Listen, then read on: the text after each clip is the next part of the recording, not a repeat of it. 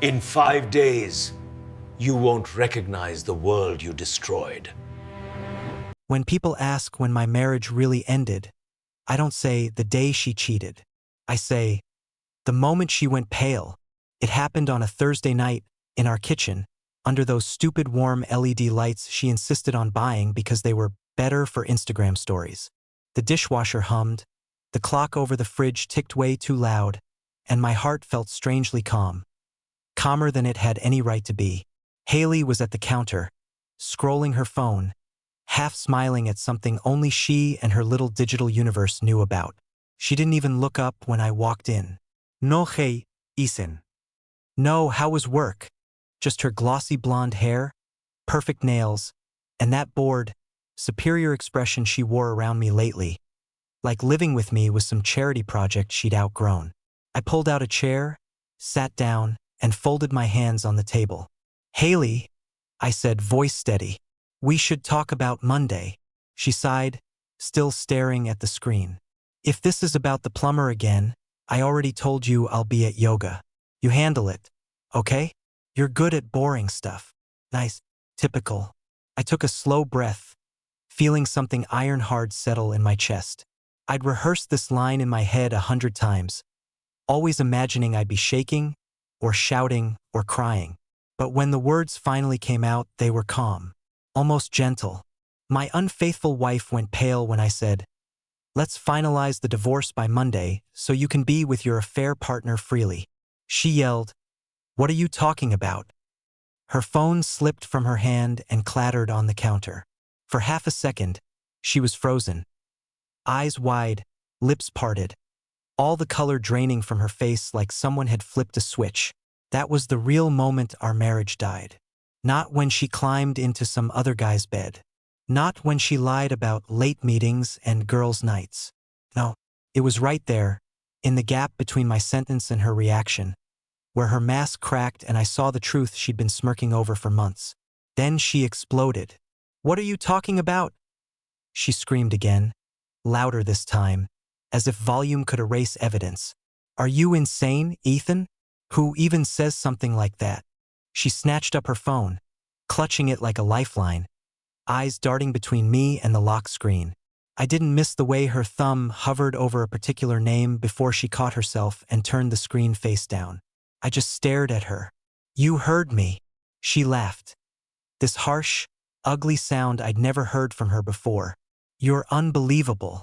Now you're making up affairs to get attention? Is your ego really that fragile? There it was.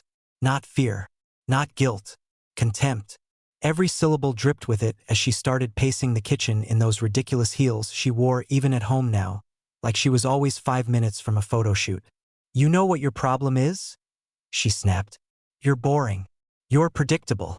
You make everything about your feelings. You can't handle that I have a life. I didn't flinch. You have a life, I said quietly. And his name is Derek. She stopped dead. If her face had gone pale before, now it went blank. Completely wiped. The kind of blank where you can practically hear the gears in someone's head screeching, scrambling for a story. Who? She asked too fast. I tilted my head. Come on, Haley. I'm not stupid. Apparently you are, she shot back. Because I have no idea who you're talking about. Derek who? What? Did you just pull a random name out of a hat? She overacted it. That was the thing. Haley was a good liar, but she'd gotten lazy. She'd gotten used to me trusting her. To me swallowing every excuse wrapped in perfume and sarcasm. Tonight, though, it felt like I was watching a bad actress audition for a role she'd already lost. I pushed my chair back and stood up. You really want to do this? I asked. You want to stand in our kitchen and pretend you haven't been sneaking around with some gym hero behind my back? Her eyes flashed. Wow, so now I can't even go to the gym without you inventing some fantasy? This is pathetic, Ethan. She said pathetic slowly, like she enjoyed the shape of it in her mouth. I should have been shaking. My hands should have been fists. Instead, I felt sharp, focused, like the fog she'd kept me in for months had finally burned off and I could see the edges of everything. Okay, I said. Then unlock your phone. That did it. Her whole body stiffened. She clutched the phone tighter, nails digging into the case. "Excuse me? Unlock your phone," I repeated. "Right now. Show me I'm crazy." She snorted. "Oh, hell no. I'm not playing your insecure little games. My phone is private. I don't owe you an explanation for every message I get. You're my wife," I said. "And you don't owe me honesty?" She rolled her eyes so hard I thought she'd sprain something. "I owe you not being suffocated by your paranoia. You want to throw away our marriage over some imaginary guy named Derek? Fine, go ahead. But don't drag me into your delusions." Interesting choice of words, imaginary guy. For someone who flinched at his name, the dishwasher beeped as the cycle ended, loud in the silence that followed. She tapped her heel against the tile, waiting for me to back down like I always did, to apologize, to admit I was overreacting. That was our pattern. She'd push, I'd retreat. She'd lie, I'd choose peace over confrontation. "Not tonight. I already talked to a lawyer," I said. Her head snapped toward me. For the first time, I saw real fear in her eyes, hiding under the anger like a shadow. "You what?" "I talked to a lawyer," I repeated. "Monday we start paperwork. You can keep your phone, your secrets, and your private life. I'm done being the extra in your story." She stared at me like she didn't recognize me, like someone had swapped her safe. Predictable husband with a stranger who'd finally stopped begging for crumbs. "You're bluffing," she said. I pulled my wallet from my pocket and slid a business card across the table. "Call him," I said. "Ask for Daniel Miller. He's expecting us." She didn't touch the card. For a second, the room felt like it was holding its breath. Haley's jaw tightened, her lips pressed into a thin line, and I could practically see the calculations behind her eyes. Money, house, social image, the way she'd have to explain this to her friends who thought we were perfect. She finally smiled, but it didn't reach her eyes. "You're really going to blow up our life over some little story you made up in your head?" she asked softly. "You must be more broken than I thought." Maybe I was broken, but for the first time in a long time that didn't scare me, because broken can be rebuilt. And tonight, standing across from the woman who'd turned our marriage into a game, I realized something. I wasn't the one who should be afraid of Monday. She was, and she knew it. You're probably wondering how I even got to the point where I could say his name with that kind of certainty. Derek, the guy she swore didn't exist, right up until the universe stopped playing nice and started dropping evidence in my lap. It didn't start with some dramatic lipstick on the collar or a hotel receipt. I wish it had. That would have been easy, clean, obvious. No, it started with small things. Tiny cracks in the script of our life that she thought I was too blind to notice. First, it was the gym. Haley had always been into looking good. But something shifted. She went from, "I'll go 3 times a week to stay in shape," to, "If I miss leg day, I'll literally die." She started leaving the house in these perfectly matched workout sets. Full face of makeup, perfume so strong it hit you before she did. For a woman supposedly gonna sweat, she never came home actually sweaty. "New program," she'd say, tossing her hair like she was in a commercial. "You wouldn't get it, Ethan. You don't care about aesthetics." Translation: "You're not invited into this part of my life." Then came the phone. Her phone, which used to live face up on the coffee table, suddenly developed anxiety. It started sitting face down, screen locked, never more than a few inches from her hand. She started taking it to the bathroom, to the shower, to the laundry room. One time she even took it out to the trash cans. "Why are you taking your phone to the trash?" I asked, half joking. She didn't miss a beat. "What? I'm not allowed to multitask now. Maybe I'm answering emails while being a responsible adult. Ever think of that?" That was her style. Flip it, mock it, make me feel stupid for even asking. But the thing is, no matter how much someone tries to gaslight you, your body catches the truth before your brain does. My chest felt heavy all the time. I'd hear her typing in bed at midnight, screen glow bathing her face while she smiled at something I couldn't see. I started lying awake, wondering when exactly I'd gone from partner to background noise. The turning point came on a Sunday. She said she was going to a girls' brunch, the kind with bottomless mimosas, photos for Instagram, and captions like, "Thankful for my queens." She kissed my cheek, called me babe in that fake sweet tone she saved for when she wanted me compliant, and floated out the door in a dress that was definitely not meant for pancakes. 2 hours later, I got a notification. Not from her. From our bank. A charge at a rooftop bar across town. One we'd never gone to together, because it's not really your vibe, Ethan. I shrugged it off at first. Maybe the brunch moved locations. Maybe her friends wanted a better view. I was still in the phase where I was desperately trying to give her the benefit of every doubt. But then I opened Instagram. Haley had blocked me from seeing her stories months ago. By accident, of course, but she forgot about her best friend Madison. And Madison posted everything. There they were, boomerangs, clinking glasses, filtered smiles. I looked at the tags. For girls, no guys. Caption, my ride or dies. Then I swiped. The next story wasn't tagged, just a pan of the bar. Tables, chairs, skyline. And in the far corner, out of focus but not enough to save them, was Haley. In the same dress, sitting across from a guy with his back to the camera. Her body leaned in, her hand on his forearm. The kind of posture you don't reserve for just a friend. I stared at that 10-second loop until it stopped feeling real. Could have ignored it. Told myself she was just talking, just laughing, just living her life. That's what she'd say anyway. But my stomach was doing that twisting thing again, and I'd learned not to ignore it. So I did something I'd never done before. I checked her location. Haley had insisted we share locations for safety a while back, after some news story about a missing jogger. I'd forgotten about it. She hadn't. She just assumed I was too trusting to ever use it. I opened the app. She was nowhere near the brunch spot she'd told me about. She was at a hotel. Not even pretending anymore. Just a 4-star hotel near that rooftop bar, with a name I recognized from wedding ads and romantic getaway packages. My hands went cold. I watched the dot sit there. 5 minutes. 10. 20. I watched it move slightly, like she was walking down a hallway. Then it stopped again. Same floor. Same building.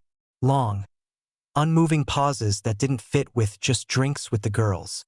I don't know how long I sat there, staring at that tiny glowing dot, while the clock ticked and my brain tried to rewrite reality into something less painful. Eventually, I stood up, grabbed my keys, and left the house. That was the day I stopped being the husband she could talk in circles. That was the day I started collecting proof. I didn't storm into that hotel like some dramatic movie hero. I didn't kick doors or scream her name. I drove there the same way I used to drive to pick up takeout, quiet, focused, numb. That's how betrayal works. It doesn't set you on fire. It freezes you, traps you in a moment where your brain refuses to catch up with your reality. The hotel looked expensive, the kind of place couples go to pretend their problems don't exist. Marble floors, gold trim, a lobby that smelled like roses and money. I walked in like I belonged there, because confidence is the best disguise a man can wear. The receptionist smiled at me. I smiled back. If only she knew I was a man walking into the wreckage of his own life. I didn't go looking for Haley's room. That wasn't my plan. I wasn't ready for whatever I'd find behind that door. Her clothes on the floor. His hands where mine once belonged. The version of her she saved only for others. I just needed something undeniable. Something she couldn't lie her way out of. And fate, cruel as it was, delivered. I sat in the lounge, pretending to scroll my phone while every muscle in my body vibrated with dread. I rehearsed the scenario in my head. She walks out, maybe alone, maybe laughing with him, maybe holding his arm, maybe wearing that smile I hadn't seen in months. The smile that was once mine. 20 minutes passed. 30. Then I saw them. Haley appeared first, stepping out of the elevator like she owned the place. Hair perfect, dress adjusted, checking her reflection in the elevator door before it closed. Behind her, a man exited, tall, athletic, smug. The type of guy who looks like he lifts weights just to be admired. Instantly recognizable, even though I'd never seen him in person. Derek. He didn't even try to hide. He walked right behind her, close enough that he could have reached out and touched her lower back. Close enough that anyone watching would know they were something more than acquaintances. My heart didn't break. Calcified. Haley scanned the lobby like someone checking for paparazzi. When her eyes landed on me, everything stopped. Her smile evaporated. Her posture shifted. And in that exact second, I saw it, not guilt, not sadness. Annoyance. Like I was the one inconveniencing her. "Ethan?" she said, as if confused why I existed outside the house she abandoned. Derek glanced between us, smirking, like he knew he'd already won some competition I didn't sign up for. I stood slowly. "Brunch, huh?" Her jaw clenched. "What are you doing here?" "I could ask you the same," she scoffed, flipping her hair like a teenager caught sneaking out. "I don't owe you an hourly itinerary. I'm allowed to have friends." I stared at Derek. "So that's what we're calling him?" He extended his hand, like he was doing me a favor. "Derek Turner," he said. "Nice to meet you, man." I didn't shake. "Trust me," I replied. "We've met enough." Haley's voice sharpened. "Ethan, stop being dramatic. You're embarrassing yourself." There it was again, that tone. That dismissive venom she used when she wanted to shrink me down to something manageable. Something she could dominate. I took a step forward. Her eyes widened, not because she feared me, but because she feared the truth. "Unlock your phone," I said. The lobby went silent. Derek snorted, like this was a sitcom and he was the audience's laugh track. "Dude, relax. We're adults." I looked at him, expression blank. "Then act like one and stay out of my marriage." Haley laughed. Not the cute, musical sound she used to have, but something sharp and ugly. "Our marriage?" she repeated mockingly. "You make it sound like there's anything left to save." There it was. The confession she didn't realize she'd made. I didn't yell. I didn't cry. I didn't beg. I simply said, "Monday." She blinked. "What?" "Monday," I repeated. "We end this. I already talked to a lawyer." Her mask shattered. Fear flashed through her eyes like lightning. Derek stepped back, suddenly uncomfortable. He hadn't expected consequences. Men like him rarely do. Haley opened her mouth, reaching for the script she always used. Lies, excuses, twisted logic. But she couldn't find the lines fast enough. The truth was finally louder than her voice. That moment, those 3 syllables, were the first thing I'd said in months she couldn't control. Monday wasn't just a date. It was the day I stopped being a character in her story. It was the day I started writing my own. Most men imagine the confrontation with their unfaithful wife like a hurricane. Screaming, plates smashing, neighbors calling the cops. Mine wasn't like that. Mine was colder, sharper, a blade instead of a bomb. And that made it hurt far more. After the hotel incident, we drove home in separate cars. I got there first. I didn't pace. I didn't rehearse. I just sat at the dining table, staring at a glass of water I couldn't bring myself to drink. The house felt like a crime scene. Every photo, every pillow, every gift suddenly looked contaminated by a truth I had tried not to see. The door slammed. Haley entered like a storm with a designer bag. She didn't even look shaken anymore. She'd had time to rebuild her walls during the drive. Time to craft whatever twisted narrative she thought would save her. She tossed her keys onto the counter and crossed her arms. "Are we really going to do this?" she asked, voice dripping sarcasm. "Are you going to keep pretending you caught me doing something?" I tilted my head. "Pretending? Jesus, Ethan." She rolled her eyes so hard I thought they'd disappear into her skull. "You saw me talking to someone. That's it. You turned a conversation into an affair in your head. It's pathetic. The difference between a lie and the truth is simple. The truth stands still. Lies run marathons." I stayed silent and let her keep running. "You know what your problem is?" she continued, pacing now. "You get threatened by every man who breathes near me. You treat me like property, like I'm supposed to report to you. You can't stand the idea that other people might like talking to me." Yes, classic Haley. take her betrayal, wrap it in victimhood, and throw it back at me like it was my crime. I leaned back in my chair. So you were just talking at a hotel? She hesitated just long enough to confirm everything she was about to deny. It was business, she snapped. Derek knows investors. He's helping me with my brand. Something you never supported, by the way. Sorry if ambition scares you. There it was, her favorite card. Superiority. If she repeated it enough times, maybe she'd believe it. Maybe I would too. So you meet businessmen in hotel rooms now? I asked gently. She smirked. Wow, what a disgusting mind you have. Seriously, Ethan, maybe talk to someone. Get therapy. I almost laughed. Therapy? For catching her cheating? She moved closer, leaning over me like a teacher reprimanding a child. I'm not the bad guy here, she whispered. You're insecure. You push me away. You smother me. And then you freak out when someone actually values my time. I stared into her eyes. Those same eyes that once held love, warmth, promises. Now they held something else entirely. Entitlement. Haley didn't feel guilty for cheating. She felt angry for being caught. I don't care what story you're telling yourself, I said slowly. But we both know you didn't go to that hotel to discuss branding strategies. She scoffed. Wow, you think I'd cheat on you with a guy like Derek? He seems like exactly your type. She flinched, not because it wasn't true, but because I knew it was. Her voice cracked, not emotionally, but strategically. Do you hear yourself? You're insane. You're ruining our marriage. Our marriage, I repeated, letting the words hang between us. You ended that long before today. For the first time since we got home, her expression shifted. Her confidence faltered. She suddenly looked cornered. And then she did what all cowards do when truth burns too bright. She went for the jugular. You were never enough for me, she said. She didn't scream it.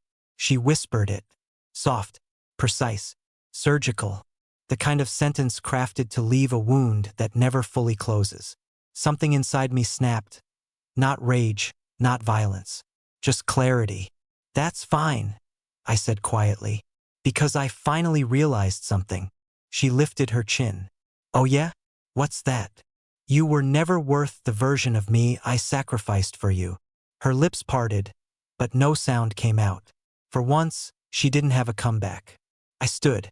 She stepped back like she expected me to yell, to beg, to crumble. But I wasn't the man she thought she owned anymore. I'm filing Monday, I said. Pack whatever reputation you can salvage. She blinked rapidly, tears forming. Not from heartbreak, but from panic. What am I supposed to tell people? She hissed. Tell them whatever lie helps you sleep, I replied. You're good at that. I walked away. As I reached the hallway, she screamed after me. You'll regret this. But her voice shook, and we both knew who the regret belonged to. People think betrayal ends when the shouting stops. When the accusations have been thrown, when the damage is visible, when lawyers enter the scene. But the truth is uglier. Betrayal isn't a moment. It's an echo. It follows you. It lingers. It breathes in your house long after the person who caused it walks away. That night, after our confrontation, Haley disappeared into the bedroom, slamming the door like a teenager grounded for sneaking out. I stayed in the living room, staring at everything we once shared. The couch we binge-watched shows on. The photos from vacations where she pretended we were happy. The wedding picture where she smiled like forever wasn't something she planned to break. I wasn't angry anymore. Anger is loud. What I felt was silent. A numbness so thick it felt like drowning in air. My phone buzzed. A message from my best friend, Mark, asking if everything was okay. I started typing, stopped, deleted, started again. How do you explain that the woman you built a life with treated your love like wallpaper? Something she'd peel off the moment she found a prettier pattern. In the silence, I heard her crying behind the bedroom door. Not sobbing from pain, but crying because control was slipping. Haley didn't mourn losing me. She mourned losing her audience, her power, her ability to twist reality like taffy and stuff it down my throat until I believed her lies. I went to bed on the couch. She didn't come out. Morning arrived like punishment. The sun crawled through the blinds, spotlighting a life that suddenly wasn't mine anymore. Haley emerged eventually, glasses on, hair tied, pretending to look exhausted, her version of sad wife aesthetic. "Can we talk?" she asked, voice drained of venom. I didn't answer. I poured coffee. She sat across from me with a sigh heavy enough to crack a floorboard. "Look," she began. "I know things got heated yesterday. We both said things we didn't mean." I raised an eyebrow. "Which part did you not mean? The hotel? Or that I was never enough?" She flinched. A tiny twitch, but enough. "I didn't say you weren't enough," she lied. "You're twisting my words." She didn't even blink when she said it. Monsters don't need rehearsals. They live inside their stories. "Haley," I said, "you don't have to pretend anymore." She leaned forward, suddenly frantic. "If you go through with this divorce, do you know what happens to me? Do you have any idea what people will think? My brand, my followers, my—" There it was. Not love. Reputation. She wasn't afraid of losing a husband. She was afraid of losing her audience. I stared at her, letting silence do what words couldn't. She pressed her palms on the table. "We can fix this," she said, forcing tears to her eyes. "We can go to counseling. You can stop being paranoid." "I can stop." She paused. She almost admitted something. Almost. "But you won't," I said. She blinked. "Won't what?" "Stop." Her lips parted, but nothing came out. For a split second I saw it, her real face. Not the curated one she showed the world. Not the seductive one she used to lure validation. Just the truth. She couldn't stop betraying. It wasn't a symptom. It was her personality. Haley stood abruptly. "If you think you're walking away from me and destroying my life, you're insane." I laughed. Not because it was funny, but because it finally made sense. "I'm not destroying your life," I said. "I'm just stepping out of it. The rest is your own architecture collapsing." She froze. Truth is a mirror. Some people can't survive their reflection. She pointed at me, trembling. Not with sadness, but rage. "You'll see," she whispered. "Without me, you're nothing." And in that moment, I realized something beautiful. Her power was gone. Not because I defeated her, because she needed my belief to rule me, and I didn't believe anymore. When she left the room, slamming the door behind her like punctuation, I whispered to the empty space, "I'd rather be nothing than your prisoner." For the first time in years, I meant every word. The next morning didn't feel like a new day. It felt like a courtroom, silent, tense, suffocating. The air between Haley and me was thicker than any argument we'd ever had. She hovered around the house like a hostile ghost, slamming cabinets hard enough to make points she couldn't verbalize. I didn't react. Silence unnerved her more than any fight ever could. I had one task: make a decision. Not the emotional kind, the legal, permanent, irreversible kind. Marriage isn't a photograph you can crumple and throw away. It's a locked vault filled with finances, promises, and identities tangled together. Untangling them hurts like surgery without anesthesia. I sat at the dining table with Daniel Miller's business card in front of me, my divorce lawyer. A simple rectangle of paper, yet it weighed more than a gravestone. I turned it in my hands like it was some artifact unearthed from the ruins of my life. My phone buzzed. Daniel again. "Daniel Miller. Ready for Monday? Need confirmation so I can file preliminary paperwork today." The word "ready" stared back at me like an accusation. Was anyone ready to kill what they once prayed for? I typed one word. Yes. My thumb hovered over send.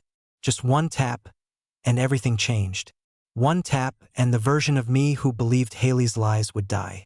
Before I could press it, Haley appeared behind me. "You're not really doing this," she said quietly.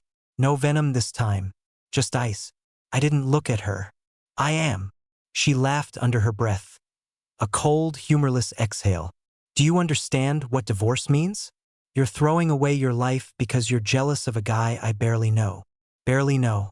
Her greatest hits album of ridiculous lies continued. I placed my phone down. You didn't just cheat. I paused.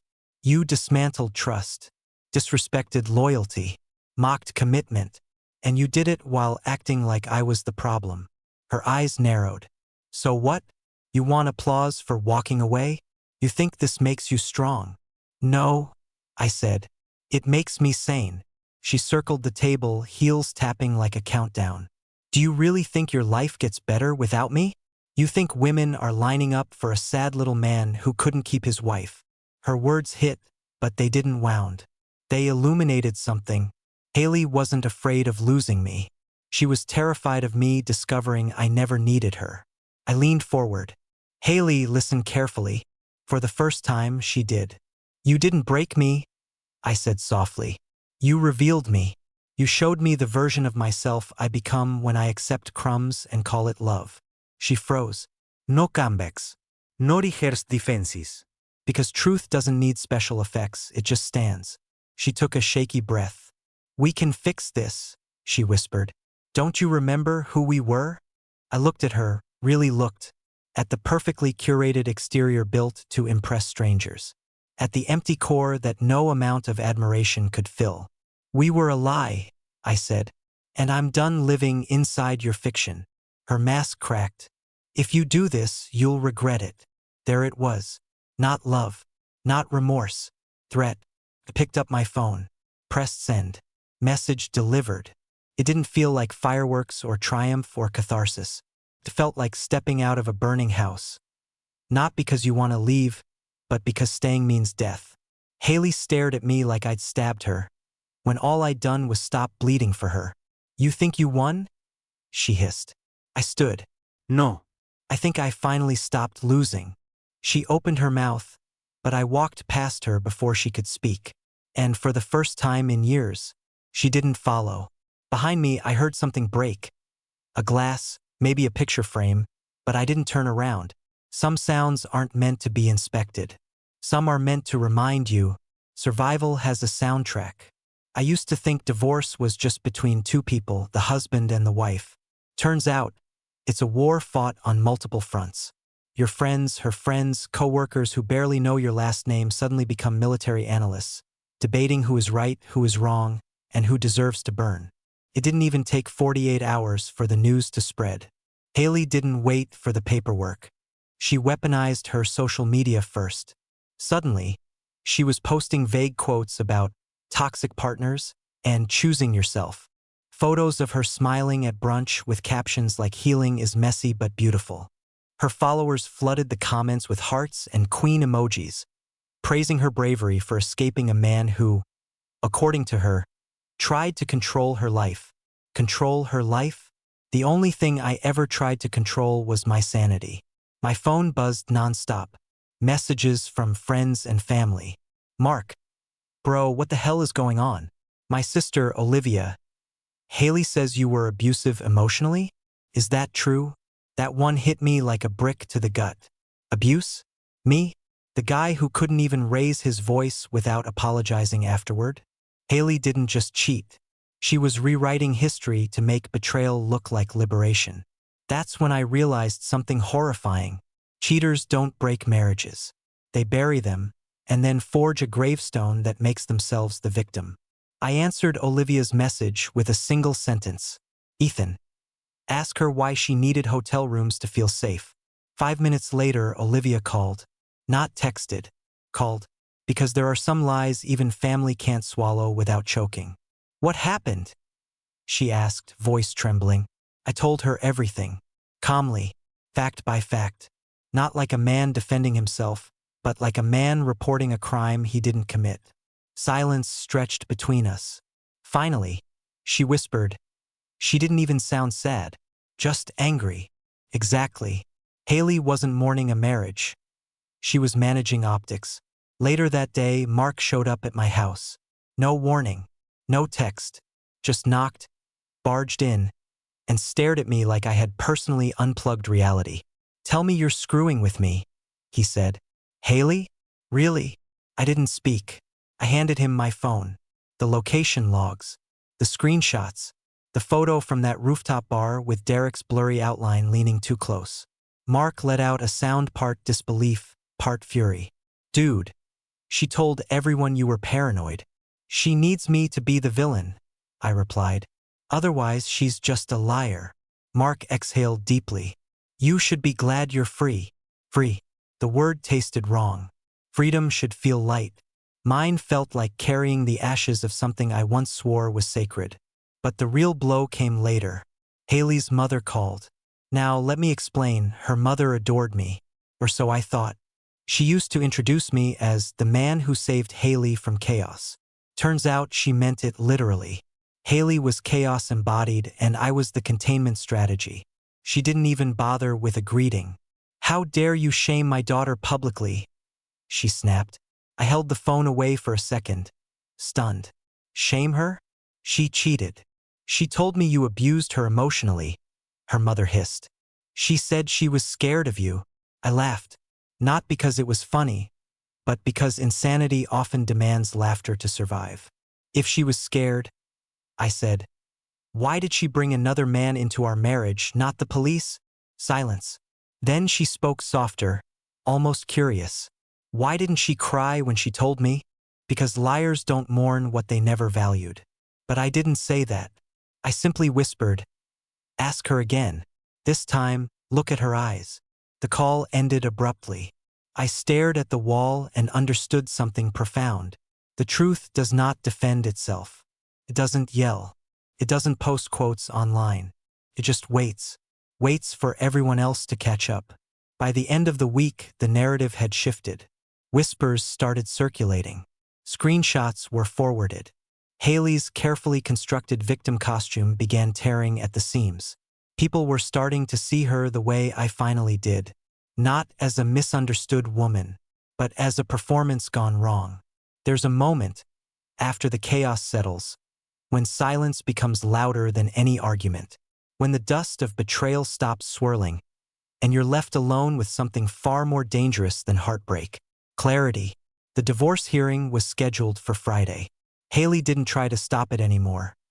Not because she accepted responsibility, but because she finally understood something she never expected. I wasn't bluffing. She walked into that courtroom dressed like she was attending a photo shoot. Hair flawless, lips tinted, posture perfect. Derek wasn't with her. That told me everything.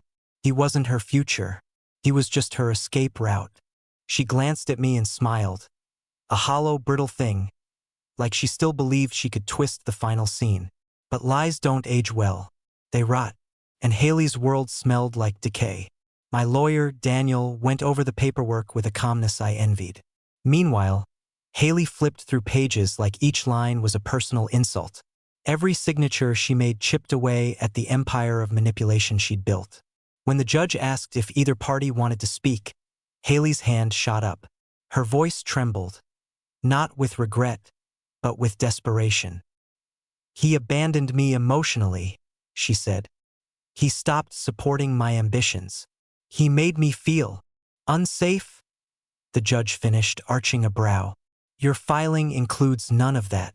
Why didn't you mention abuse when you first consulted counsel? Haley froze. For once, her lies weren't currency. They were debt. The judge turned to me. Do you have anything to add? I didn't raise my voice. I didn't replay the hotel. I didn't drag Derek's name into the room. I simply said, I loved a version of her that didn't exist. The judge nodded like he'd heard that sentence 1,000 times. Maybe he had. The gavel struck. Just like that, it was over. Haley didn't cry. She didn't collapse. She didn't rage. She stood still, stunned, like a magician whose final trick failed for the first time in front of an audience. Afterward, she followed me into the hallway. You ruined everything, she whispered. I looked at her. Not the illusion, not the projection, but the real Haley. Hollow, hungry, forever chasing mirrors to love her.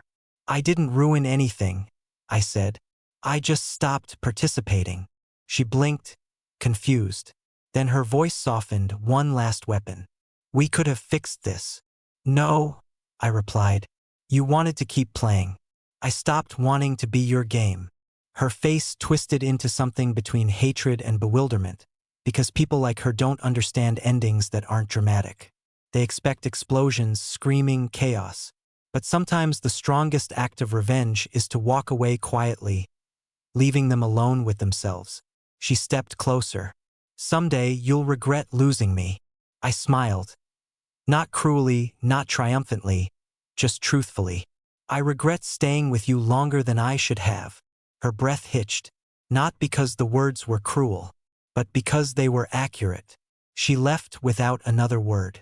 Her heels echoed down the hallway, fading like a song that was never worth listening to in the first place. I sat in my car afterward, hands on the steering wheel, waiting for pain that never came. Instead, I felt something I hadn't felt in a long time. Space. Not emptiness, room. Room to breathe, to rebuild, to exist without bending myself into the shape of someone else's expectations. People asked later what I learned from all of this. They expected something philosophical, poetic, tragic. But my answer was simple. Loyalty without reciprocity isn't love. It's self-destruction. If you give your soul to someone who can't even give you honesty, you're not in a relationship. You're in captivity. And captivity always ends the same way. Not with freedom granted, but with freedom claimed. I didn't win. There were no winners. But I walked out with something Haley will spend her whole life chasing. Peace. End of story.